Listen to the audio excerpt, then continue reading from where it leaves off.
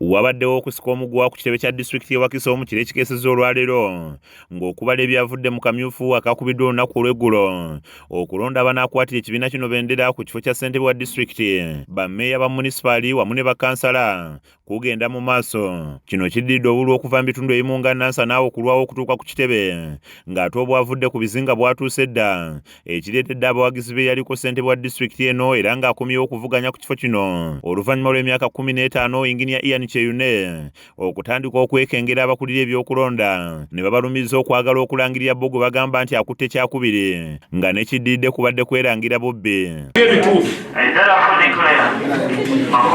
Yewe mutalanga bituufu wetuli twewadde okufa kukola ensi yaffe mositena akekiraku bwa mmeeya.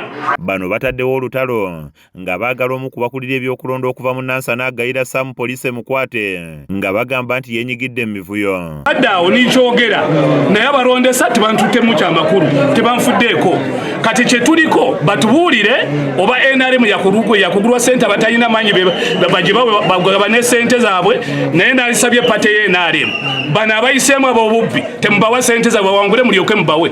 Oluvannyuma embeera ezze mu nteeko abawanguzi ne balangirirwa nga Engineer Ian Cheyune yawangudde kaadi y'obwassentebe bwa LC ey'okutaano n'obululu emitwalo 5 mu 848 n'addirwa Nakabale Patrick n'obululu emitwalo 5 mu 321 nga Saalongo Kigongo Fred Mpanga afunye obululu 6 mu 583 ate nga ye asembyeyo Wajibu Jasi Hussein Musoke afunye obululu 10 mu 566. You got 1,151 votes. Honorable Nakabale, you got 1,154 votes. Boyegerere division. Honorable Kigongo, you got 33 votes. Honorable Jasi, you got 3 votes. Engineer Ian Cheyune, you got 1,602 votes. Honorable Nakabale, we got 991. Oluvannyuma lw'okulangirirwa ku buwanguzi buno Engineer Ian Cheyune asabye banne bawangudde mu kamyufu obutasiba busungu wabula bakwatagane naye ekibiina kisobola okuwangula akalulu ka bonna ak'omwaka ogujja nga wano Fred Kigongo omu ku bawangudde amwegasseeko. Katonda kubanga abantu abagamba nti kana akalulu ka Katonda kubanga bwe tutunuulidde ebigendererwa by'abantu baffe abamu ddala babadde ekigendererwa kyamanya tuyinza kimanyi naye ne tumanya nti Katonda alaba abalina ebigendererwa ebirungi ebya disitulikiti eno n'abo obaolyawo baali bateeteesinse ebirungi. Okwebaza bannange be twesimbyewo nabo abasajja bano batuwadde amaanyi. Demokrasi toyinza kumufuna ng'oli bw'omu era ensi yonna egamba nti erina demokrasiya nga tewaliwo okuvuganya kw'abantu kitegeeza oyo demokrasi wa munguuba. Generally endowooza yange eri nti bino ebyobufuzi si mpalana nandyagadde nti bali baleete ku birowoozo bye balina tukolere wamu okulaba nti ekibuga kyaffe tukitambuza.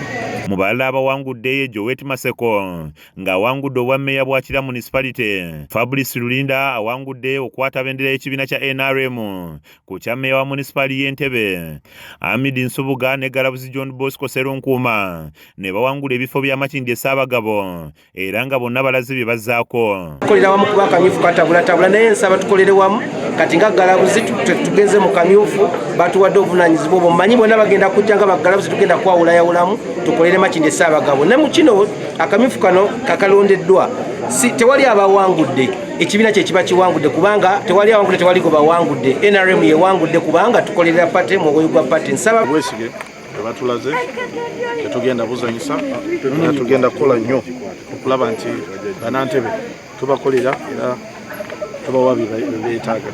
Akulembeddemu enteekateeka y'okulangirira ebyavudde mu kalulu kano akakubiddwa olunaku olw'eggulo Kawoya Shabani asiimye banna NRM olw'okuuma emirembe mu kulonda kuno. Okuva lwe twatandise paka kati kubira ddala mu field mubaddewo paka tuwunzise ku ssaawa 6 guno. Wakiso disitulikiti tutambudde bulungi tetubadde na buzibu yadde abeekuba ne bakandidates mbeebaza abeetabye mu primaries naye okusingira ddala nebaza His Excellency the President support gyawa party. Kizza Peter yakusakidde emboozi eno ku lwa KSTV Agalero.